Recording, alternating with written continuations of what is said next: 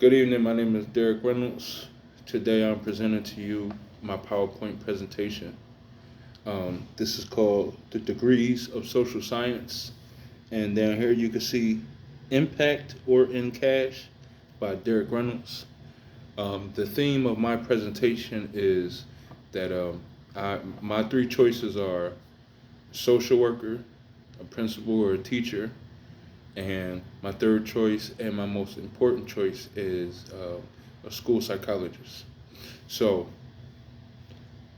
all three of these careers are not mostly known for making a lot of money. They're mostly known for giving back to the community, and they're mostly known for doing a lot while receiving a little. So this here picture, this title picture, um, tells that story, encapsulates that story for me and all with this one picture, because this here is a picture of someone washing someone's hands, and they're using a hose. They're washing their hands. Now this person is getting their hands clean, probably for free, and the person who's doing it is not receiving anything back other than the joy of knowing that they done something good for somebody who obviously needed it at the time. So they're washing their hands. It might be a small gesture, but it is very important. And a lot of people would appreciate it, especially those who need their hands washed. So here you go. Compare and contrast. These are the three positions that I chose as my top three career choices that I did my PowerPoint presentation on. So as you can see right here, you have psychology. So right here, what I did was I compared and contrasted um, the different fields, and mostly I talked about their focuses. So for psychology, psychology focuses more on behavior, scientific research, um, like special needs, and they address your mental health. I want to be a school psychologist, so basically my job would be to deal with the youth who are having these mental health issues, who are facing things that they don't know how to otherwise deal with. Obviously, they don't have nobody at home to help them out to deal with these things. So that's where the school psychologist comes in at. And being a school psychologist, I get to my outreach to children is way more broad than something like social services, social work. So I enjoy social work, but and as a social worker, you only reach out to those who are in trouble, who are in need at that time. But I want to reach out to kids who might not be in trouble. They might be doing pretty good in school. They just need a little bit of guidance. And that's what a school social worker can do. I mean, a school psychologist can do. A social worker is mainly only um, has access to children who are in foster care, who are in poverty, who are, having these current things happening where they need resources for right now.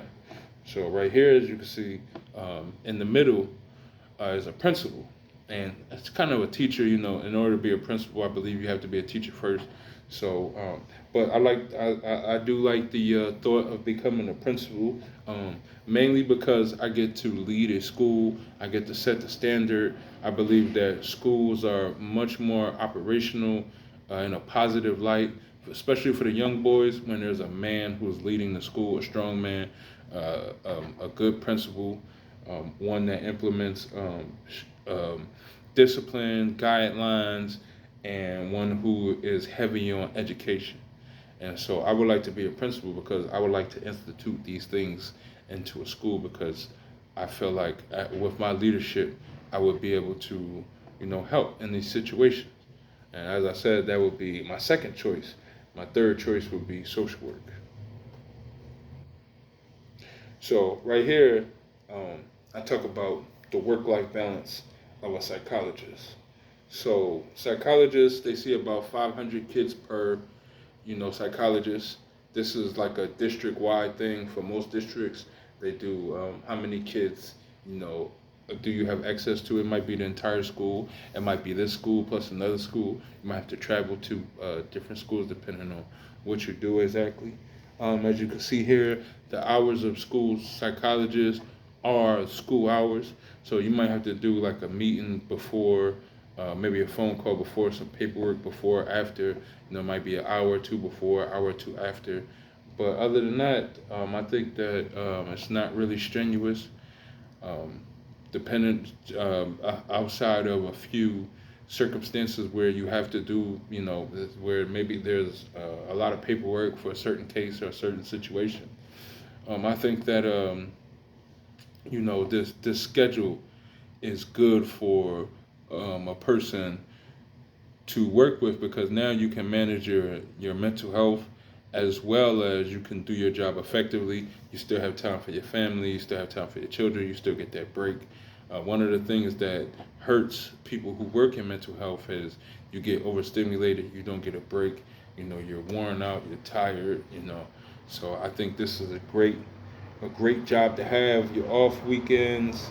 Yeah, you can't beat it. You're off the entire summer. I think it's a great position, as far as work-life balance. Now we have social work. So, social workers, this is the contrast. Social workers, you work long hours and you do a lot of weekend work. When I was a social worker, we did something called worker childs. We had meetings on the weekends. We get a lot of phone calls all throughout the night.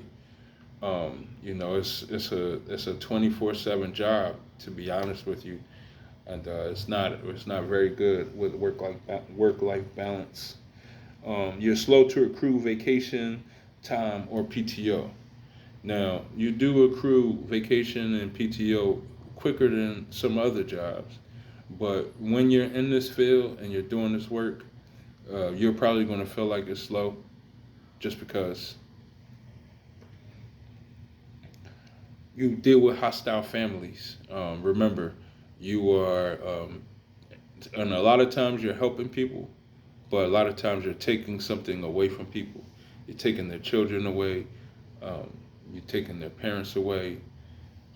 You're taking them out their environment of living. So a lot of times there are hostile families, and a lot of times you get families who are very grateful for your work. It just depends on your circumstance. There's a high turnover rate in social work. A lot of people quit. A lot of it's a revolving door. You just never know. People quit for a lot of different reasons. People stay for a lot of different reasons, and there's not many people who stay for the terms that they should, because it's a difficult job. Questionable salary. I feel like social work has a questionable salary, because for the work, for the amount of stress you take on, for the amount of problems you take on, for the amount of hours you have to put in to do this job, I feel like the pay is a little low, considering. High stress. It's a high stress job. You got to deal with, people with mental health issues, with, just a bunch of different type of behaviors and attitudes and ways of life, and it could become very taxing, very trying, very tiring, and can be very stressful, especially when you're taking on other people's issues and other people's problems.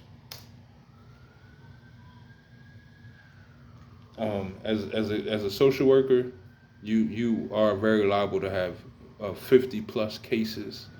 There's 50 plus visits per month that you have to do. There's 50 plus.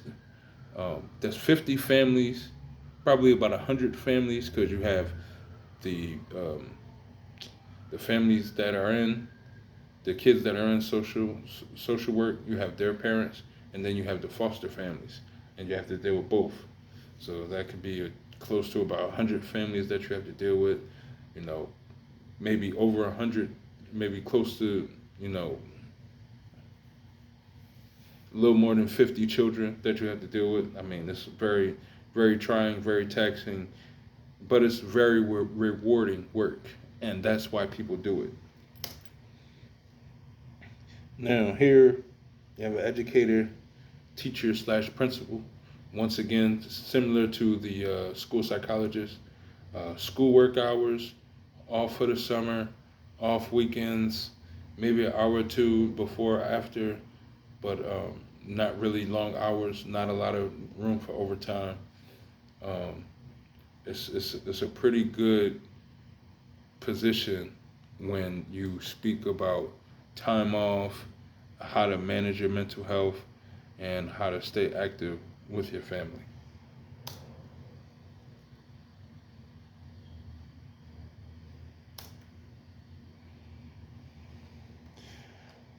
These are work stressors in the human relations field. Um, Again, we see this guy here. This guy is, supposed to symbolize how we feel as social workers. Because I've been a social worker before. It's very, very rewarding work. You get to know the families. You get to know the children. But it's very taxing and very trying. You have a lot of after hours work to get done. Um, there's a threat of violence from unhappy clients. Um, there's parents who are upset that their children are being taken away from them, so they could become violent and upset. The kids, kids have been, reported to be violent with staff. I worked in social work. I noticed firsthand kids have been, um, dangerous to staff members. Um, You assume the problems of others. When you work these jobs, it's difficult to separate the two. So a lot of times you take their problems home with you, and it's not a very good thing. It's a recipe for disaster. You do get a lot of long distance driving when you work in this field because you got to, transport children. You got to take them to where they need to be. You got to go pick them up. You got to go see about the house where they're going to be staying. There's a lot of need for transportation, and it can become very taxing as well. So, as I said in the beginning, the theme of this presentation is, do you wanna have a great impact, or do you wanna get your money? So right here, as you can see, the background is a lot of cash, and here I created a table that shows the profession, education requirements, and also the median salary. So that's, in a nutshell, these are the positions, this is what I need to do to get there, and this is how much money round I can expect to make. And I thought it would be funny to add this little, piggy bank. It's like right here it says employees in social services and schools are widely viewed as underpaid, in which they are. A lot of people start campaigns to pay teachers and pay social workers more money. As you can see, I have an Ember Hope shirt. I work in social care, social work. Um, so this right here is just showing, this is what you can expect, at least as a start out or as a median. We would like to get the money all in the background, but it's more so about impact. So that's why I said impact or in cash. So the piece of the pie that everyone avoids, because these jobs are not easy and they don't pay very well. So here I have listings of different positions. You can click on these links and you can see the application process and what is required of a worker for these 3 different positions. And this is the job growth. This is a job growth pie chart. So here you have, you have something like family counseling. This is the predicted job growth of psychology, the different forms of psychology. So you see blue, you have this is family counseling. This is how much family counseling is expected to grow. And this is school psychologist. This is the career that I'm looking for. Here I am right here. The one that's expected to grow the most is organizational psychology. That's just meaning that a psychologist goes into the workplace and evaluates how workers are being treated, how the work is getting done, the atmosphere, the tension, you know, the camaraderie, just overall, an overall revamp of what's going on with the company, how work is getting done, and how it could be better, to be honest. And this is our ending. Take the money and run. Or do you stay and do what's right? Do you stay and go after your purpose? So, what are the main things that people look for when they're job searching? Finances is number one, because you got to be able to take care of your family. Purpose. Are you looking for your purpose? Are you doing this job because of your purpose? Or are you just doing a job because you know you can make money from it? Would you rather be behind a screen and stay private and not talk to people? Or would you rather follow your purpose and work in customer service, or work as a psychologist or a social worker, or in a school where you are affecting people because you have the talent and you have the skill for that? And that's a current problem that a lot of us face. What's the labor of the job? Is the job, does the job detail a lot of labor? Do you have to work hard? Are you constantly on your feet? Are you constantly lifting things? What's the schedule like? Do you have kids at home? Do you have a wife? Do you have another job? Do you have another business? Are you going to school? What's your safety factors?